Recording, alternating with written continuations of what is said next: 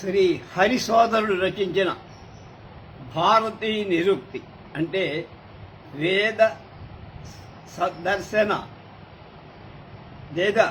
దర్శన విషయంగా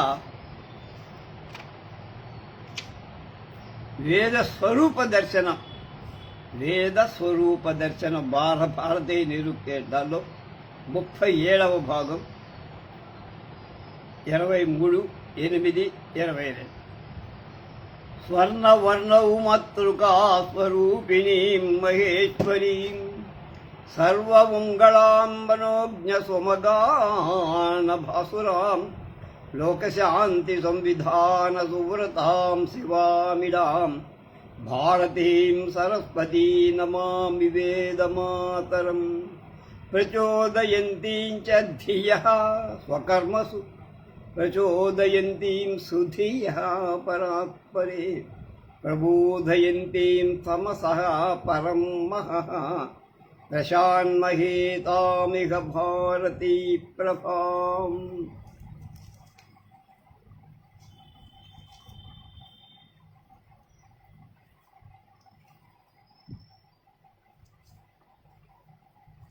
చారిత్రకల దృష్టిలో భారతం కావ్యం అన్నటువంటి దాని మీద వాళ్ళ అభిప్రాయాలు ఎలా ఉన్నాయో చెప్తున్నారు హరిసోదరు. చరిత్రకారులు కవి కావ్య పదాలకు పైన చెప్పబడిన శృతి స్మృతి కావ్య సంప్రదాయాల సిద్ధమైన అర్థాలను గ్రహించినట్టుగా కనపడ వాళ్ళు పొయట్రీ అని ఈ రీతిగానే ఈ పదాలను అనువదించారు. ఈ పదాలకు గల అర్థగాంభీర్యం వారిచే రూపొందింపబడిన డిక్షనరీలో కోశాలలో మనకు అర్థము. పొయట్రీ అనే ఈ ఆంగ్ల పదాలకు పాశ్చాత్య కవులు విమర్శకులు ప్రాయికంగా ఏ అర్థాలలో ప్రయోగించి చెప్పారో అవి తెలుసుకుందాం. ఆ దృష్టితోనే వాడు వేదాలని పురాణాలని ఆ తర్వాత ఉపనిషత్తుల్ని చూశారు. అది పొరపాటు, తప్పు అంటున్నారు. పాశ్చాత్య పండితులు కవులు దృష్టిలో కావ్య స్వరూపం ఏమిటో, కావ్యం అంటే ఏమి చెప్పారో ఒకసారి తెలుసుకుందామంటున్నా. మెట్రికల్ కంపోజిషన్స్, ఛందోబద్ధమైన రచన అన్నాడు Johnson. The art of uniting pleasure with the truth by calling imagination to the help of reason. చమత్కారం ఉన్నటువంటి కల్పనతో సహేతుకంగా వాస్తవికతను ఆనందంతో మేళవించే కలిపేటువంటి ఒక కళ అని డిక్షనరీ మీనింగ్ ఇచ్చారు. 3. The thought and world in which emotion spontaneously embodies itself. అప్రయత్నంగా ఆవేశంతో రూపొందించే భావం శబ్దాలు. The art of employing words in such a manner as to produce an illusion on the imagination. The art of doing by means of words what the painter does by means of colors. నిజంగా లేకపోయినా అంటే వాస్తవంగా లేకపోయినా చిత్రలేఖకుడు painter రంగులతో ఒక వస్తువును సజీవంగా ఉన్నట్లు చిత్రించినట్లుగా శబ్దాలతో లేనటువంటి ఒక అర్థాన్ని ఉన్నట్లుగా భ్రాంతిని కలిగించే గొప్ప చమత్కార కళ అన్నాడు మెకాన్.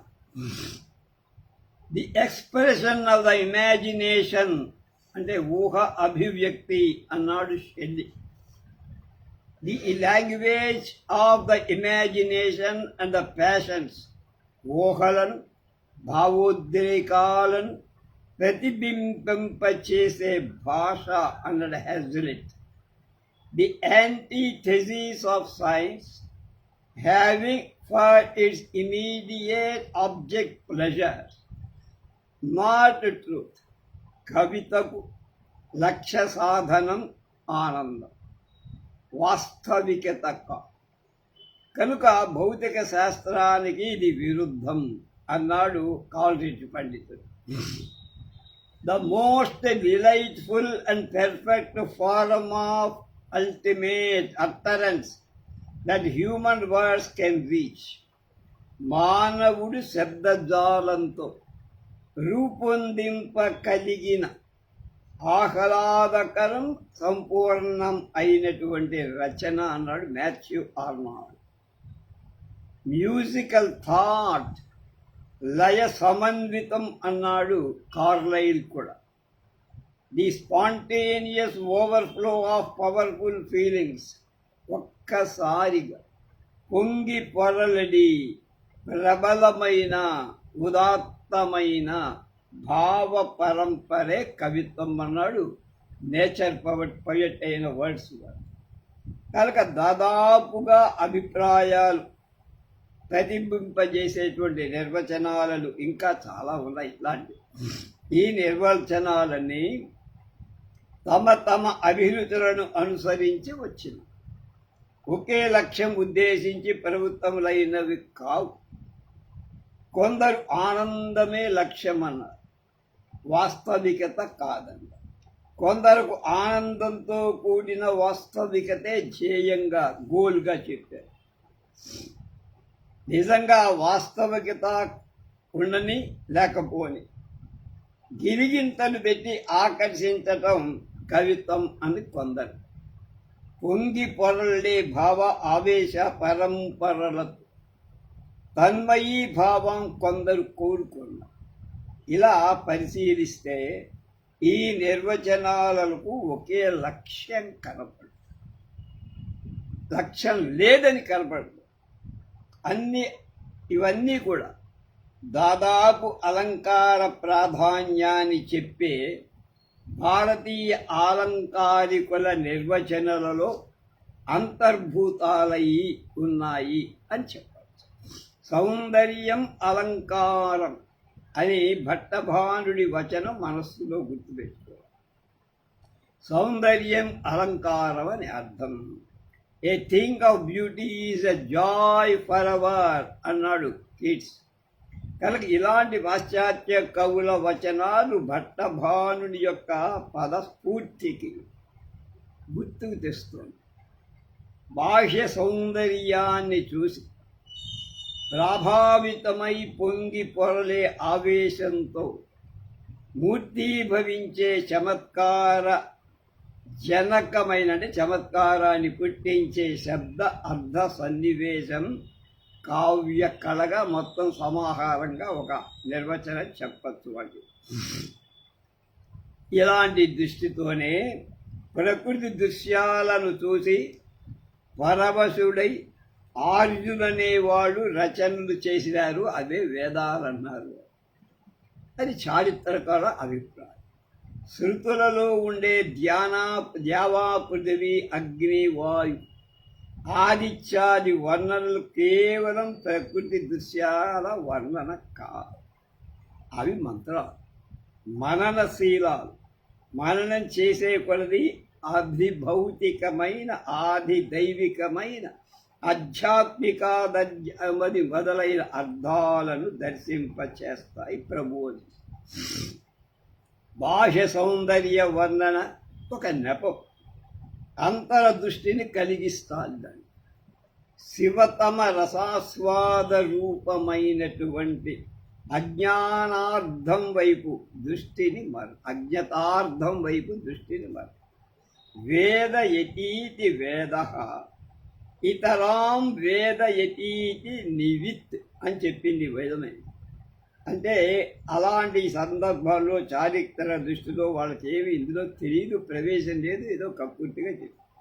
కనుక భారతీయ ఆలంకారికులు, మహాకవులు, మహర్షులు శృతి చూపిన కావ్య రస ఆనంద అలంకార రీతి శయ్య ఇలాంటి స్వరూపాలు కాదు. అధికారి భేదాన్ని అనుసరించి ఈ పదాలచే తెలియబడి విశిష్ట వివిధార్థ స్వరూపాన్ని కాని చారిత్రకుల విమర్శల వల్ల మనకి ఏమీ తెలియదు. మన వాళ్ళ దృష్టి వేరు, అక్కడున్నాడు పరమాత్మను. అలాంటి అర్ధగాంభీర్యాన్ని దర్శించి ఆ దృష్టితో శాస్త్రాన్ని ప్రవర్తింపచేసిన వాడు భారతీయ అలంకారికుడు. ఈ లక్ష్యాన్ని విస్మరిస్తే భవ్య కవితావేశతో కావ్యాలను గానం చేసిన వాళ్ళు భారతీయ మహాకవులు అవుతారు. అందుచేత భారతీయ ఆలంకారికుల వచనాలు, భారతీయ మహాకవుల సూక్తులు పరిశీలిస్తే వేదం ఉద్దేశించిన కవి కావ్య స్వరూపం ఏమిటో తేట తెల్లం అవుతుంది. కనుక ఆ దృష్టిని ప్రతిబింబ చెయ్యని చారిత్రకుల కల్పనలు ఎంత పరిశీలించినా ఆ స్వరూపం మన గోలు వేరు, వాళ్ళ గోలు. శృతియే ప్రత్యక్షంగా పరోక్షంగా శాంతా సన్నితంగా ప్రభు సుహృత్ కాంతా సన్నితంగా కర్మ భక్తి జ్ఞాన యోగాలను ప్రబోధించేది త్రయి మూడు. కావ్యం అంటే ఛందస్ అని చెప్పుకుంటా పూర్వం మనం చెప్పుకున్నాం.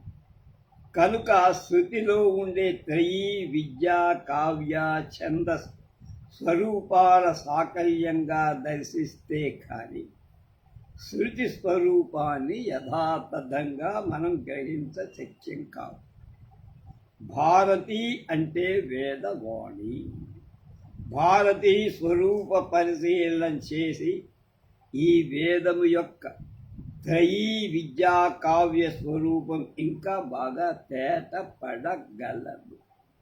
ఇక భారతీ స్వరూపం ఎలా ఉందో మేము తెలియజేస్తాం, జాగ్రత్తగా తెలుసుకోండి అంటున్నారు హరిసోదర్. తర్వాత చాప్టర్ అంటే శీర్షిక అయిపోయింది. ఇప్పుడు కవి కావ్యం కావ్యం అవన్నీ అయిపోయినాయి, ఛందస్సు ఇవన్నీ అయిపోయినాయి. నెక్స్ట్ చాప్టర్ కిందకు వచ్చి భారతి అంటే వేద స్వరూపం. భరన్ చరంతి త్రైలోక్యం త్రిభువనపతేర్యాచ సహచరీ వసంతి చిత్తేషు ప్రధయతి పరం సాధయతి చ చరంతి యజ్ఞేషు స్వహతి స్వయతి చ సురాన్ పాలయతి యా పరాం భారతౌ భారత్యాభ్యాం హరిహృదయలక్ష్మీం హృది భజే. అంబ భారతి నిరుక్తిరంజితే సూనృతే మధురసూక్తశోభితే భావనాంబర విహార విసృదే పాహి పావని హరిప్రియే శివే. భారతి భరతిస్యేయం హరే సర్వస్వరూపిణి హృదయే హృదయే నిత్యం విహరంతీం విరాజతామని వేదమాతృస్తవంలో హరిసోదరులు రాసినదే ఇక్కడ పెట్టారు. భారతికి నిర్వచనం. చరంతి తైలోక్యం త్రిభువనపతేర్యా సహచరి వసంతి చిత్తేషు ప్రధయతి సంపదం పరం సాధయతి చ చరంతి యజ్ఞేషు పయతి చ సురాన్ పాలయత పరాం భారత్యాఖ్యాం హరి హృదయలక్ష్మీం హృది భజే. అంబ భారతి నిరుక్తిరంజితే సూనృతే మధురసూక్తశోభితే భావానాం భవనాంబర విహార విసృదే ఆహి పావని హరిప్రియే శివే. భారతీ భరతస్యేయం హరే సర్వస్వరూపిణి హృదయే హృదయే నిత్యం విహరంతి విరాజతామని హరిసోదరుడు భారతీదేవికి చక్కని శ్లోకత్రయం చెప్పారు.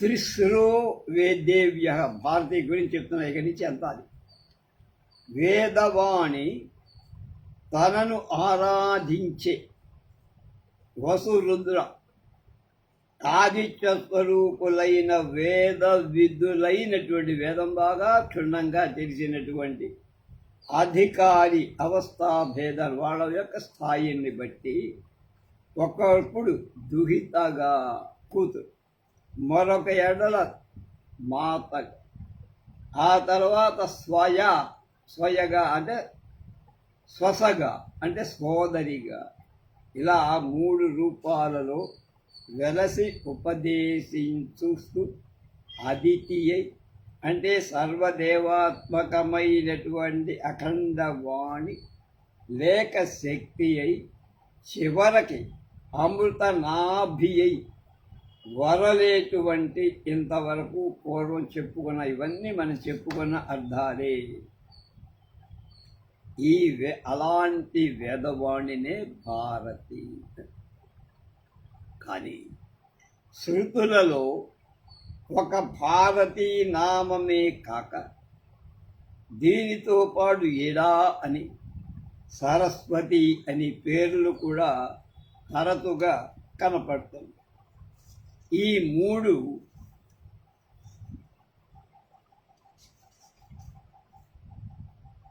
పేర్లతో వేదాలలో 3 దేవతలు మనకు సాక్షాత్కరిస్తారు.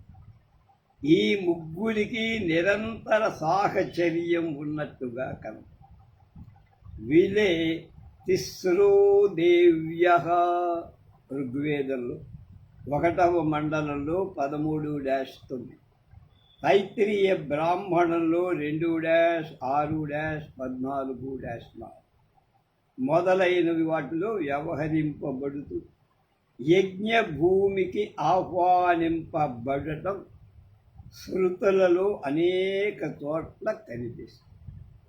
ఒక్కొక్కప్పుడు ఇలా సరస్వతి, భారతి అనేటువంటి ప్రత్యేకంగా కూడా 3 పేర్లతో కనిపిస్తుంది.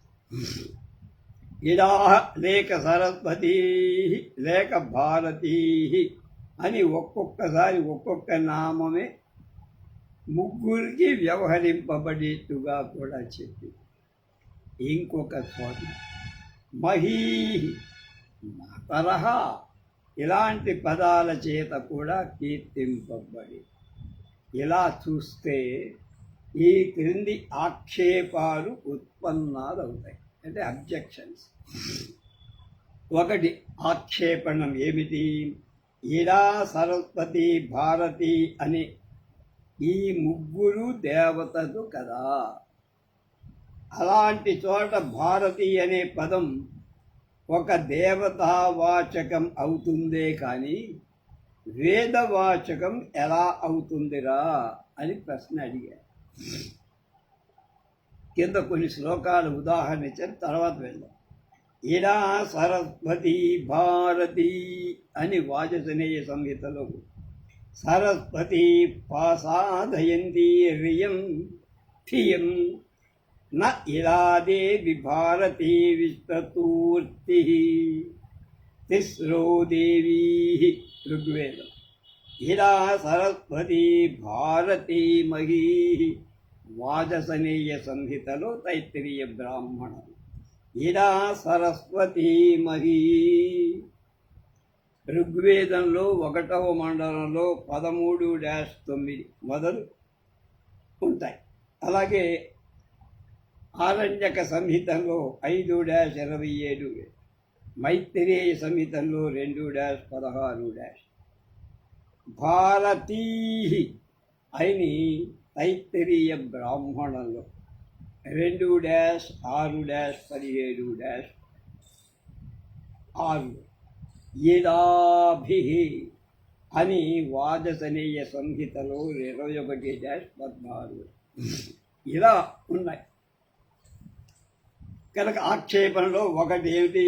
వీళ్ళందరూ కూడా వేదవాచకమైతే వేదం ఎలా అవుతారు? వాడు వేదవాణి ఎలా అవుతారు?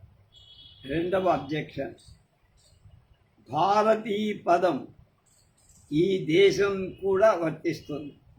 భారతదేశం అని ఇందులో ప్రజలలో ప్రసిద్ధిమైనటువంటి ప్రజయందు అంటే ప్రజలలో బాగా ప్రసిద్ధి చెందినటువంటి ఈ క్రింది పురాణ వచనం వల్ల కూడా మనకి తెలుస్తోందని ఇస్తున్నారు. దుష్యంత పుత్రుడు భరతు, భారతీ ప్రజ, వాడి వల్ల ఏర్పడిన సంతానమంతా మనం భారతీయ ప్రజ.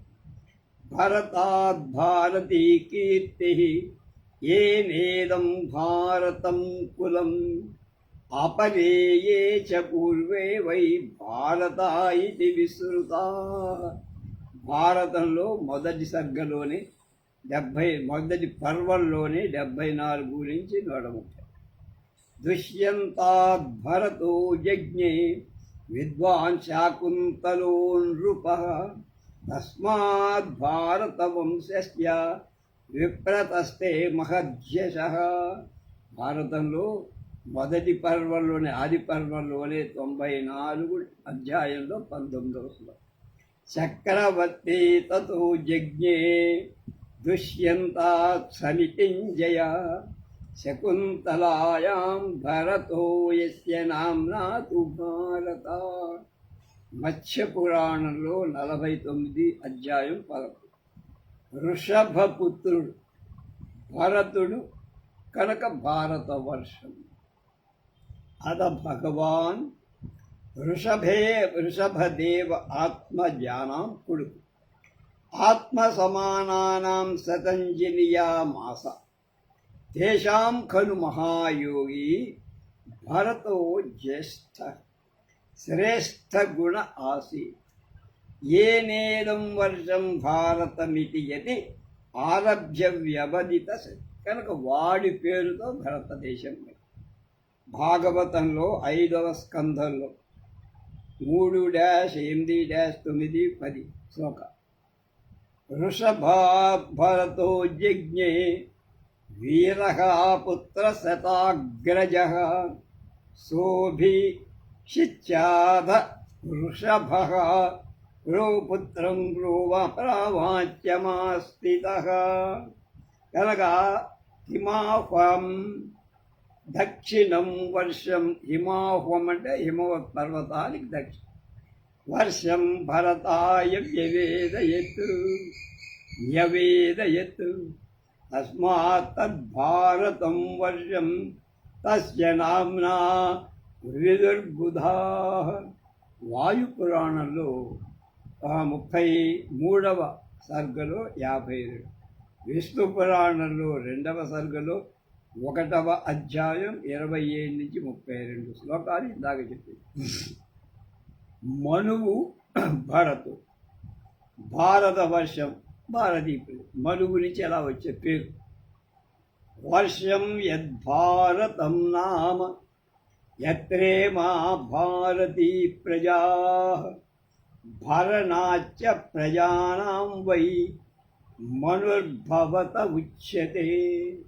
నిరుక్తవచనాచ్చైవ వర్షం చ భారతం స్మృతం.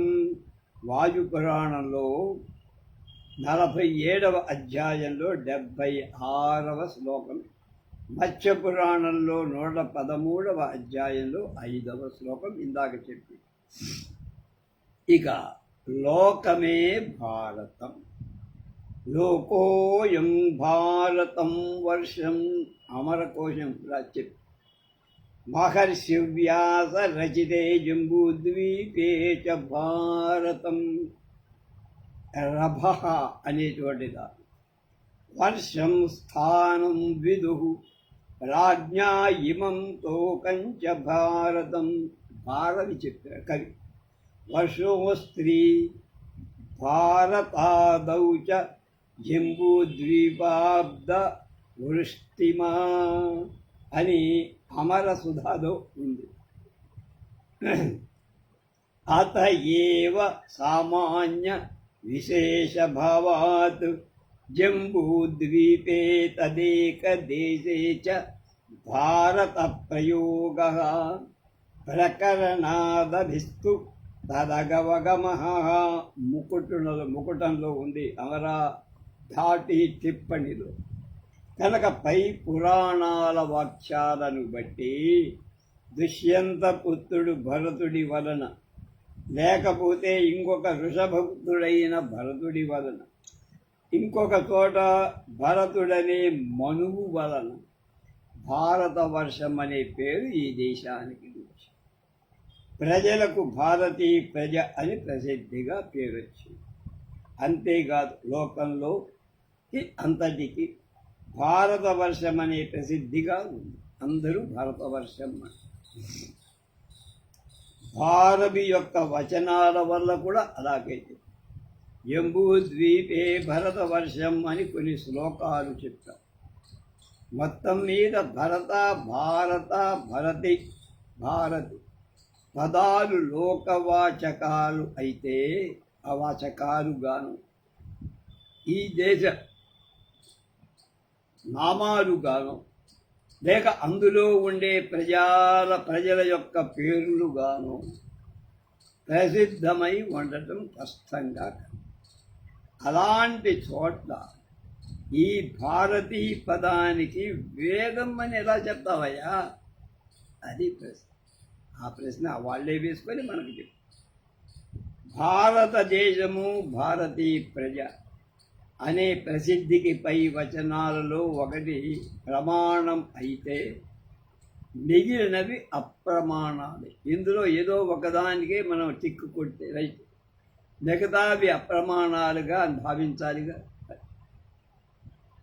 అలా కాక అన్ని ప్రమాణాలు అవుతాయా? అయితే ఎలా అవుతాయ్యా అని ప్రశ్న వేసుకొని హరి సోదరుడు ఆ చిక్కుముడి విప్పి మన ముందు. ఇది కాక మూడవ అంటే ఇవన్నీ అబ్జెక్షన్స్. చరిత్రకారుల వాదం ఇంకొక రకంగా ఉంది. వేద రచయిత అని చెప్పబడేది ఆర్యులలో చాలా తెగలు ఉన్నాయి. వారిలో భరతులు అనే ఒక తెగ ఉంది. ఆర్యులలోని అన్ని తెగల వారికి అగ్ని ఆరాధనీయుడే. అయినా భరతుల చేత ఆరాధింపబడే అగ్నికి భారత అని, వారిని రక్షించి కాపాడేటువంటి ఒక దివ్య శక్తిని, ప్రొటెక్టివ్ డివైన్ పవర్, దాన్ని వాడు భారతి అని పేరు పెట్టుకుంది. భారతీదేవికి సరస్వతి సాహచర్యము కనపడేట్టుగా చేసి భరతులనేటువంటి తెగవాళ్ళకి భారతీదేవికి సరస్వతి సాహచర్యాన్ని కనపడేట్టుగా చేసి భరతులనేవాడు తెగవారికి సరస్వతి నదితో సంబంధం ఉందని వెళ్ళారు. అంటే ఈ భరతులనే తెగవాడు సరస్వతి నదీ తీరంలో నివసించి ఉండేటువంటి తమ దేవత అయినటువంటి భారతిని కొలిచి ఉండాలి కదా, పూజ చేసి ఉండాలిగా. Vedic index of names and objects by A A Macdonald and A B Keith రాసిందారు. భరతులు సరస్వతీ నదీ తీరమున నివసించి ఆ నదిని కూడా ఒక దేవతగా భావించి ఉంటారని చాలామంది చరిత్రకారులు అభిప్రాయపడ్డారు. భారతులు, సరస్వతి వీటిని గురించిన విషయమై చరిత్రకారులు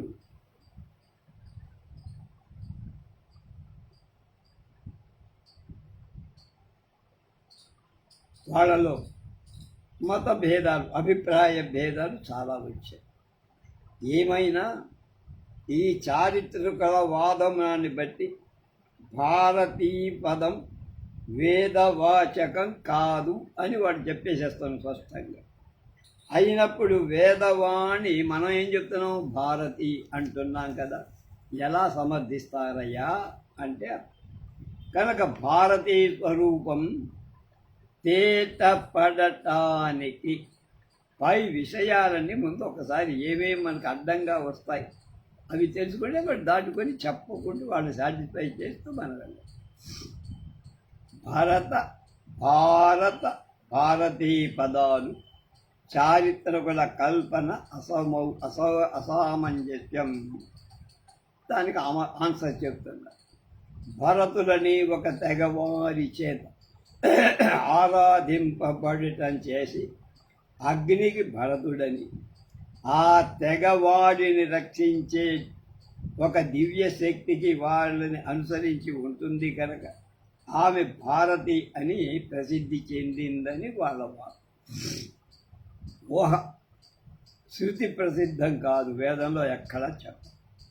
యుక్తి సహజం కూడా కాదు. లోకంలో ఏదైనా ఒక దేవతను ప్రధానంగా ఆరాధించటం వల్ల దాన్ని ఆరాధించే ఆరాధకులం తదనుగుణంగా శైవులు, వైష్ణవులు, గణాపత్యులు అని ఈ విధంగా వ్యవహార పేర్లు ఏర్పడుతూ ఉంటాయి. ఒక మహాప్రవక్తను అనుసరించి ఆ మత ప్రవక్త బట్టి బౌద్ధులను, జైనులను పేర్లు వస్తాయి. మహాప్రవక్త ప్రేమించి ఒక మూల సిద్ధాంతాన్ని ఆదరించటం వల్ల ద్వైతులని, అద్వైతులని, విశిష్టాద్వైతులని కనుక. అంతేగాని ఆరాధకుల వర్గం లేక సంఘం మొదలైన వాటిని అనుసరించి ఆ దేవతకు కానీ లేక సంఘానికి కానీ అనుసరించి దేవత కానీ ప్రవర్త కానీ పేరు కల్పించడం లోక న్యాయానికి విరుద్ధం. కనుక భరతుడనేటువంటి తెగవారి చేత, అంటే ఒక ట్రైబ్ చేత ఆరాధింపబడటం చేత భరత, భారతీ నామాలు ఆయా దేవతలకు ప్రసిద్ధాలై అని చెప్పడం సమంజసం కాదు అని కొట్టిపాయి. రెండవ అబ్జెక్షన్, భరతులని ఒక తెగవారు ఉన్నట్లు శృతుల వల్ల తెలుస్తోంది అని వాడు ఊహించాడు. భరతులనగా ఒక పురోహిత వర్గం, ప్రీస్ట్ క్లాస్ అని వాడు ఒక పేరు పెట్టేసి అలా చెప్పడం శృతి సమ్మతం కాదు, శృతికి ఇష్టమైన మాట కాదు. శృతులలో భారతీయ శబ్దాలకు అనేక నిర్వచనాలు. అందులో ఎక్కడ భరతులనగా ఒక పురోహిత వర్గం అనే విషయం లేదు. ఆ నిర్వచనం ఎక్కడ కనుక దాన్ని కూడా కొద్ది. ఋత్విజులు భరతులు యజ్ఞాది కర్మ ప్రయోగంలో ఎక్స్పర్ట్, కుశలురైనటువంటి యజ్ఞాన్ని నిర్వహించేటువంటి వాళ్ళకి, యజ్ఞం చేసేటువంటి యజమానులకు ఋత్విజులని, భరతులు లేక భారతులని కూడా శృతులు చెప్పాయి, వేదమే చెప్పాయి. అమంధిస్తాం భారతారేవరగ్నిం, అమంధిస్తాం భారతారేవదగ్నిం. ఋగ్వేదంలో 3వ మండలంలో 23-2 మండలం. ఋత్విజో గ్రావహస్తాసు భరత వ్యక్త బర్హిషః.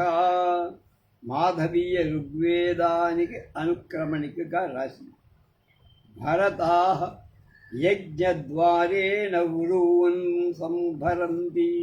స్కందస్వామి వ్యాఖ్య. భరత మద్ధరే మనుషించ. తైత్రీయ బ్రాహ్మణంలో 3-7-5. అతస్థం భరతమివం యజమానముద్ధర. దేవేభ్యో హవిర్భరణాత్ యజమానో భరత. సాయన భాష్యం. అద్ధైక అహుస్తాన్ హోమక ఇతి శంసే వేదాం నావ వయం భరతేషు సంయమానామభివ్యజానీమ ఇది వదంతః. ఐత్తరీయ బ్రాహ్మణంలో 12. బిభక్తి ఫలమిది భరో యజ్ఞస్తవ భరత తన్వంతీతి భరతారుత్విజః. దైనిక సాయన వాచార్యులు వారి భాష. కనుక వైదిక నిఘంటువులలో, డిక్షనరీలలో భారత శబ్దాలు ఋగ్యజ్ఞ, ఋత్విజ్ఞ నామాలకు ఋత్విజ్ఞుల పేర్లకు చిత్రింపబడ్డారు. ఋత్విక్కులంటే యజ్ఞం చేసేవాడు చేయించే అనే అర్థం నిర్వచించడం ద్వారా నిరుక్తం కూడా చెప్పింది. ఋత్విక్ కస్మాత్ ఈరణః ఋగ్యస్థా భవతీతి శాకపూణిః ఋతుయాజీ భవతీతి వ అని నిరుక్తం 3-19 చెప్పి భ్రియంతే దక్షిణావిస్త ఇతి భరతాః కుర్వంతి కర్మాణీతి కురవః ఈరయితా హి సస్తుతీనాం భవతీతి ఋత్విక్ ఋగ్భిర్హసౌ యజనీతి ఋత్విక్ ఋతుయాజీ నహి సహి కాలే కాలే దేవతా యాజతీతి వా ఋతౌ యాజయతీతి వ సహి కాలే కాలే ఏవ యాజయతే నా కాలే. దుర్గా భాష్యం. మాధవీయ ధాతు వృత్తిలో ఋత్విక్ శబ్దం ఈ విధంగా నిర్వచింపబడి ఋతౌ యజతి ఋతం యజతి ఋతు ప్రయుక్తో వా యజతీతి ఋత్విక్. పై శృతులను నిర్వచనాలను పరిశీలిస్తే యజనశీలురైనటువంటి యజ్ఞం చెయ్యాలనే తలంపు ఉన్నవాడు చేసేవాడు. యజమానులు యజ్ఞాన్ని నిర్వహించే యాజకులు ఋత్విజులు అవుతారు. వాళ్ళనే భరతులు అని కూడా అంటే వాడు కూడా భరతుడు. అలాగే యజమానుడికి యజమానులకు కూడా భరతులనే ప్రసిద్ధ నామం ఉన్నది. యజ్ఞం చేసేవాడు కూడా భరతుడు. తర్వాత మూడో అబ్జెక్షన్ ఎలా తీసేస్తారు? ఋత్విజులు యజ్ఞ కర్మాలలో అరణులను మధించి అంటే అగ్నిహోత్రం పుట్టించేటువంటి వాటిని మధించి అగ్నిని ఉత్పాదన చేస్తారు.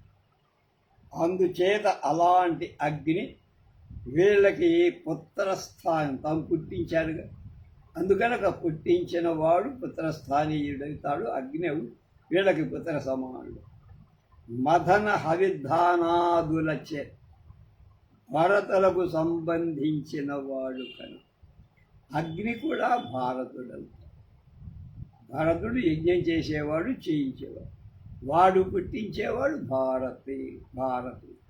వాడు కూడా అంటే అగ్ని భారత్ అని భాష్యకర్తలు కొన్ని చోట్ల ఆలంకారికంగా వర్ణించారు.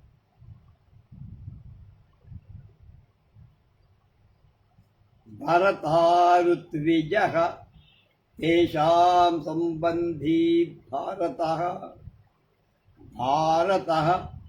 ఋత్విజాం పుత్రస్థానీయః అని సాయనాచార్య భాష్యం. ఈ విషయాన్ని భాష్యకర్తలతో ఎవరు కల్పించింది కాదు, దానిలో ఉన్న విషయాన్ని ద్రావినోదాః సహ నస్పుత్రః సహసః సూనుః సహసో యహుః ఋషీణాం పుత్రః. ఇలాంటి పేర్లన్నీ దానివల్ల అలా వచ్చాయి. కనుక ద్రవినోదా అనే పేరు ఎలా వచ్చింది? ద్రవిణం అంటే ధనం లేక బలం. ద్రవిణ దాత అవటం చేత ద్రవిణాన్ని ఇచ్చేవాడు కనుక దేవతకు అగ్ని కావచ్చు, ఇంద్రుడు కావచ్చు. ద్రవినోదః అని పేరు. ధనాన్ని ఇస్తారు కనుక, బలాన్ని ఇస్తారు కనుక అగ్నిని ద్రవిణాన్ని ఇచ్చేవాడు. ఇంద్రుడు కూడా ద్రవినోదః అని కీర్తింపబడి. ద్రవిణ అంటే హవిస్సు అనే పేరు కూడా. ద్రవిణం అంటే హవిస్సు. హవిర్దాతలు కూడా వాళ్ళే, హవిస్సునిచ్చేవాళ్ళు వాళ్ళే కనుక ఋత్విజుగులకు ద్రవినోదసః వాళ్ళని యజ్ఞం చేసేవాళ్ళు చేయించేవాళ్ళని ద్రవిణోదశక అని పేరుతో పిలుస్తారు. వాళ్ళ వలన ఉద్భవించబడటంచేత మదించేది వాళ్ళే కనుక వాళ్ళ మదనుడు అగ్ని జనిస్తాడు కనుక అగ్నికి కూడా ద్రవిణోదా ఇందాక చెప్పింది ద్రవిణో దశ. ఇప్పుడు అగ్ని పేరు ద్రవిణోదా అని పేరు చెప్తుంది. ఈ విషయం ఏదో మనకు గ్యాస్ పట్టుకోవడమైనా ఎక్కడైనా నీకు ఆధారం ఉందా అంటే హరిసోదరుడు నిరుక్తం నుంచి చెప్పాడు. యథో ఏకత్ అగ్ని యథో ఏకత్ అగ్నిం ద్రవిణోదశమాహేతి ఋత్విజోత్తర ద్రవిణోదన ఉచ్యంతే. హవిషో దాతారస్తే చైనం జనయంతి ఋషీణాం పుత్రో అధిరాజ ఏషః ఇచ్చవి నిగమో భవతి అని నిరూపించు. కనుక ఋత్విజులకు అగ్ని పుత్రస్థానీయం. దీన్ని అర్థం చేసుకొని దీని ద్వారా ద్రవిణోదనులకు అనేటువంటి తెగవాళ్ళు ఉన్నట్టుగా ఊహించడం సమంజసమే కదా. అంతేకాదు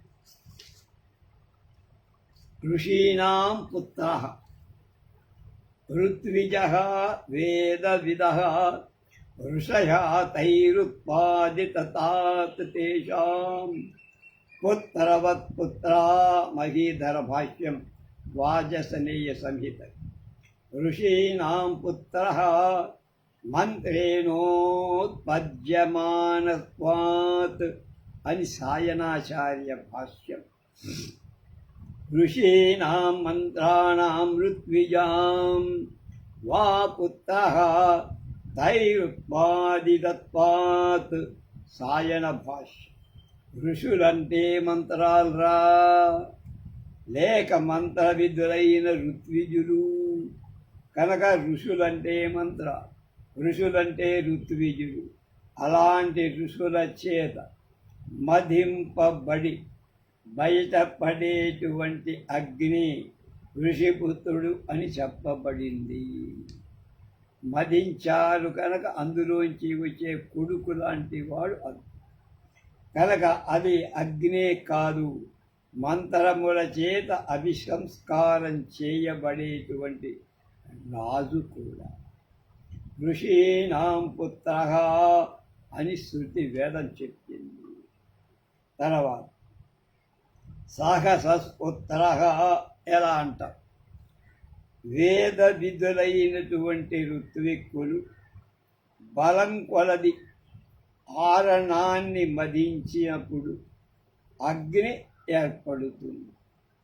అందుచేత అగ్నికి సహస పుత్రః సహసః సూనుః సహసో యాహుః అని పేర్లు వచ్చాయి. యజ్ఞాలలో మంత్రపూర్వకంగా బలం కొద్ది ఆరణులను మదించడంతో అగ్ని ప్రాదుర్భవిస్తుందని ఆధ్యాత్మికంగా మనసు అనే అరణిలో ఓజస్సుతో అంటే తేజోరూపమైన బలంతో మదించిన కొద్దీ దివ్య జ్యోతిస్తూ ప్రాదుర్భవిస్తుందని స్మృతి చెప్పింది, స్మృతి చెప్పింది. మళ్ళా చూడండి మనస్సుకి ఎలా లంకె పెట్టి చెప్తారు. యజ్ఞాలలో మంత్రపూర్వకంగా బలం కొద్ది అరణులను మదిస్తే అగ్ని ఏర్పడుతుందని ఆధ్యాత్మికంగా మనస్సు అనే దాన్ని మామూలుగా లోకం, అలౌకికంగా మనస్సు అనేటువంటి అరణిని ఓజస్సుతో అంటే తేజోరూపమైన బలంతో నువ్వు మదిస్తే దివ్య జ్యోతి, అక్కడ అగ్ని పుడుతుంది, ఇక్కడ దివ్య జ్యోతి పుడుతుంది. అని శృతి చెప్పింది, స్మృతి చెప్పింది. ఎలా? ఆత్మానగా అరణిం కృత్వా బ్రహ్మ పురాణం హరివంశంలో అగ్ని ఋషీణాం పుత్ర అని చెప్పబడటం చేత ఋషులనేటువంటి ఒక తెగవాళ్ళు ఉన్నారనుకుంటామా? ఆ ఋషి పరంపర అంటే ఒకరి తర్వాత ఒకటి పుట్టినవాడు అలాంటి భరతుడు ఒక తెగవారనుట, ఆ తెగవారికి కలిగిన అగ్నికి భరత అనే పేరు పెట్టారని వాడు చారిత్రకులు అనుకోండి. శుద్ధ తెలివి తక్కువదనం, మూర్ఖం. కనుక భరతులనేటువంటి తెగవారి వలన అగ్నికి భరత అనే ప్రసిద్ధి కలిగిందని చెప్పితే ఆ తెగవారికి భరతులనే పేరు రావటానికి కారణం కూడా ఉండాలిగా. దీనికి కారణం చారిత్రకారులు ఎవరు ఏమి చెప్పబడ ఊహించారు. అక్కడికి అది కూడా అయిపోయింది. ఇక 4వ అబ్జెక్షన్. కొన్ని చోట్ల భరత శబ్దము ప్రజావాచకంగా చెప్పదు. తైత్తిరీయ శృతిలో తతో వశిష్ఠ పురోహితా ప్రజా ప్రాజాయంత అని ఉంది. ఈ వాక్యమే కొద్ది మార్పులతో తాండ్య బ్రాహ్మణంలో తతో వై వశిష్ఠ పురోహితా భరతా ప్రజాయంత అని చెప్తుంది. కనుక 2 సూత్రుల చేత ప్రతిపాదబడిన అర్థం మొత్తం ఒకటే అని గ్రహించాలి. భరతాహ ప్రజా అనే పదాలు 2 పర్యాయ పదాలు అయ్యాయి. దాని బదులు దీన్ని, దాని బదులు. అందుచేత భరతులంటే ప్రజ అని అర్థమే కానీ ఒక తెగ అనే పేరు ఎక్కడా లేదు. 5వ అబ్జెక్షన్. కొన్ని చోట్ల భరత శబ్దానికి యోధుడని, యుద్ధ కర్మ కుశలుడని అర్థాలున్నాయి. అందుచేత భరతులని తెగవాడు యుద్ధం చేయటంలో నేర్పరులని చారిత్రకులు అభిప్రాయపడ్డారు. సంగ్రామం క్షత్రియ ధర్మం కానీ పురోహిత వర్గానికి ధర్మం కాదుగా. ఎక్కడో పొరపాటు ద్రోణాచార్యులు లాంటి వాళ్ళు వెళ్ళారు. ఇక 6. ఇలా సరస్వతి భారతి అనే 3 దేవతలు పరస్పర సాహచర్యం కలిగి ఉన్నట్లు కొన్ని చోట్ల వీరు 3 మహీ, ఇలా, సరస్వతీ, భారతీ అని ఒకే పదం చేత చెప్పబడి ఉండటం చేత తిస్రో దేవ్యః తిస్రో మాతరః అని వ్యవహరింపబడటం చేత వేదాలను మరి చెప్పబడి. అయితే ఎందుకు అలా చెప్పారు? చారిత్రకులు వీరి సాహచర్యం గురించి ఏమీ చెప్పలేకపోతారు. భరతుడని ఒక తెగవాడు సరస్వతి అనే ఒక నదీ తీరంలో ఉండటం చేత ఉన్నాడు అని ఈ కారణం చేత వాళ్ళ దేవత అయినటువంటి భారతికి సరస్వతికి సంబంధం ఉందని చారిత్రకులు ఏదో ఒక పనికిరాని సంబంధాన్ని కుదిర్చారు. ఇలా సాహచర్యం సంగతి చెప్పాలి. సరస్వతి అనే పదం వేదాలలో మొదట నజీవాచకంగా మాత్రమే ఉంది. అది రాను రాను కొంతకాలానికి వాగ్దేవతావాచకంగా మారి అని చరిత్రకారుల ఊహ. అలాగా ఎందుకు పరిణమించింది, ఎప్పుడు పరిణమించింది, అందుకు సమాధానాలు ఏమీ వాంచారు. అందుచేత వారి వాదం యుక్తి సహజం కానుక తోసి అవతరం. ఇక అగ్ని, వాయు, ఆదిత్యులు వాళ్ళ సాహచర్యం ఎలా? శృతి అంటే వేదం అగ్నినే కాక వాయు ఆదిత్యులు కూడా భరతులని కీర్తించి చెప్పే ముందే వీళ్ళు భరతులు ఎట్లా అవుతారో ఇప్పుడు మనం చెబుతాం.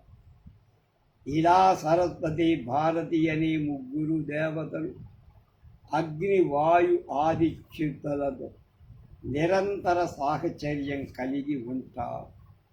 ఈ సాహచర్యం యొక్క తాత్పర్యం ఏమి?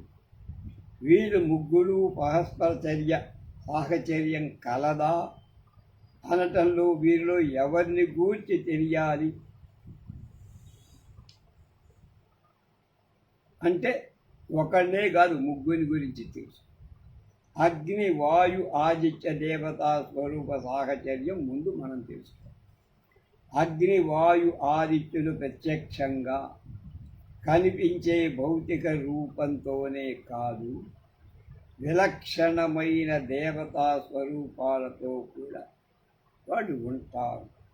అప్పుడు రవి, బ్రహ్మ, స్వాహ, స్వధ, త్రయి అనే శబ్దాలలో కొంత వివరింపబడింది. ఇదంతా భూమిలోని అగ్ని, అంతరిక్షంలో వ్యాపించే వాయు, ఆకాశంలో సూర్యబింబం, ఈ మూడును ప్రధాన దేవతలను భ్రమించి ఈ ముగ్గురు దేవతలే జగద్యాత్రా నిర్వహణకు కారణభూతులుగా ఋగ్వేద కాలంలో ప్రాచీన ఆర్యులు భావించారని చారిత్రకులు ఒక మాట చెప్పారు.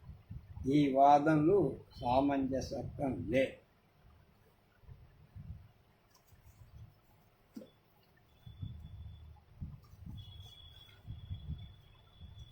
అగ్ని ఏం చెప్పారు దాన్ని? అగ్నే యత్తే దివివచ్చః పృథివ్యాం యదోషధీ స్వప్యాయజత్ర ఏనాంతరిక్షముర్వా తదంధ త్వేష స భానురర్ణవోరుచక్షాః. యజనీయుడైనటువంటి ఓ అగ్ని, ఆరాధింపబడేటువంటి ఓ అగ్ని. యజత్ర అగ్ని అంటే ద్యులోకానికి ఆదిత్యాద్యమైనటువంటి ఏ జ్యోతిస్సు, యత్ తే దివి వచ్చస, అది నువ్వే, ఆ వచ్చసు నీదే. పృథివిలో ఆహవనీయాది రూపంలో ఓషధులలో, జలాలలో నిగూఢంగా, మళ్ళీ దాహ, పాక, ప్రకాశాది సామర్థ్యాలతో ప్రకటతమయ్యేటట్లుగా సర్వత్రా వ్యాప్తమై ఉండేటు జ్యోతిస్సు కూడా నీదే. అంతరిక్షంలో వాయు రూపంలో విస్తరించి ఉన్న తేజస్సు నీదే. ఇలా తేజశ్శాలి ద్వేష వై అగ్ని, వాయు, ఆదిత్యాది రూపాలతో లోకత్రయాన్ని వ్యాపించి భాసిస్తూ సముద్రంలాగా అనంత రూపకంగా అర్ణవః విశ్వవ్యాపకుడవై నరులకు అంటే ప్రాణులకు సాక్షి అవుతూ నృచక్షాః వెలయుతున్నావు అంటే వర్ధిల్లుతున్నావు అని దాని అర్థం. ఈ మంత్రాన్ని శతపథ బ్రాహ్మణం కూడా అలాగే సాయన భాష్యం ఏం చెప్పారు? అగ్నే యత్తే దివివచ్చ ఇది ఆదిత్యో వా అస్య దివివచ్చ పృథివ్యామిది అయమగ్ని పృథివ్యాం యదోషధీ స్వప్స్యాః యజ్రదత్రీతి ఏ ఔషధీషు చాప్సు చాగ్నిస్తమేవ దిమేతదాహ ఏనాంతరిక్షముర్వాచతం ధియేతి వాయు సహ త్వేషః స భానురర్ణవో నృచక్షా ఇతి మహాన్ సచ్ భానురర్ణవో నృచక్షా ఇచ్చేత తరి సాయనాచార్య. ఏం చెప్పారు ఇంత చెప్పినా? ఈ మంత్రంలో యజత్రే అగ్ని అనే పదం చేత యజ్ఞ కర్మలలో ఆహవనీయ రూపంగా ఉండి యజమానీయుడైనటువంటి అగ్ని సంబోధింప ఆయన్ని గురించే చెప్తున్నా. భౌతికంగా కనపడేటువంటి అగ్ని మాత్రమే గ్రహింపబడింది అనుకుంటే యజ్ఞ వేదికలో పరిచ్ఛిన్నమైన కండిషన్డ్ రూపంలో ఉన్న ప్రత్యక్షంగా కనపడేటువంటి ఆ అగ్ని యొక్క దీప్తి అంటే వర్చస్సు మైందే అవుతుంది. ఆ దీప్తి యజ్ఞశాలను లేక ఆ పరిసర ప్రాంతాన్ని దాటి ప్రసరించలే. ఆ దీప్తి ప్రసరించదు. అలాంటి సర్వవ్యాపకం అవుతుంది. ఎలా అవుతుంది? అలాంటి దాన్ని సర్వవ్యాపకం అని ఎలా అంటావు? యజ్ఞం చేస్తే అగ్నిశాల వరకే కనపడుతుంది. కనుక శృతిలో చెప్పబడిన అగ్ని స్వరూపం వేరు. అది పరంజ్యోతి రూపమైన అగ్ని, మహాగ్ని, అపరిచ్ఛిన్నం, దానికి ఎక్కడ ఆపువాకు లేదు, అనంతం, సర్వవ్యాపం, నిఖిల ప్రాణులలో సాక్షీభూతమై ద్రష్టయి వెలసిల్లుతుంది అని చెప్పవు. జడమై భౌతికమైన జ్యోతిష్యుకు లౌకిక శక్తి, physical force of or light of ఎనర్జీకి సాక్ష్యత్వం, ద్రష్టత్వం ఉపపన్నం మామూలు రైతు కనుక. అలాంటి శక్తి, దృష్టత్వం చైతన్య రూపమైన పరంజ్యోతికి లభిస్తుంది. అది ఈ క్షత్రవ్య అధికరణలో వివరించాలి, చూసుకోండి. సాక్షి అయి వినిద్రుడై నిరంతరం జాగరూకుడై విలసిల్లే అగ్నినే ఋగ్జజు సామ మంత్రాలు కాంక్షిస్తాయి, కోరతాయి అని అగ్నిర్జాగార మృజగ కామయంతే. ఇలాంటి రుక్కుల వలన పూర్వం మనం చెప్పు వేద శబ్ద నిర్వచనం. కనుక సాక్షి చేతతా చేతాలు కేవలో నిర్గుణశ్చ శ్వేతాస్వర ఉపనిషత్తు. ఈ రీతిగా ఉపనిషత్తులన్నీ చెప్పారు.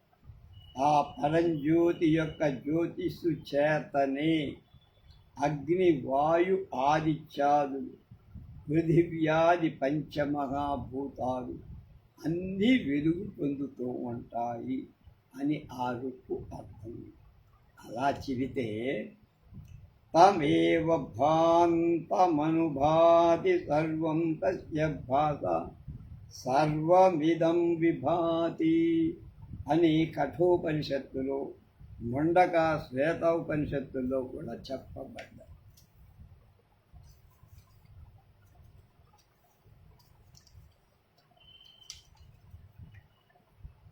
దేశాస్యాద్వాతః పవతే దేశోదేతి సూర్యః దేశాస్మాదగ్నిశ్చేంద్రస్య మృత్యుర్ధావతి పంచమ ఇతి తైత్తరీయక ఉపనిషత్తులు.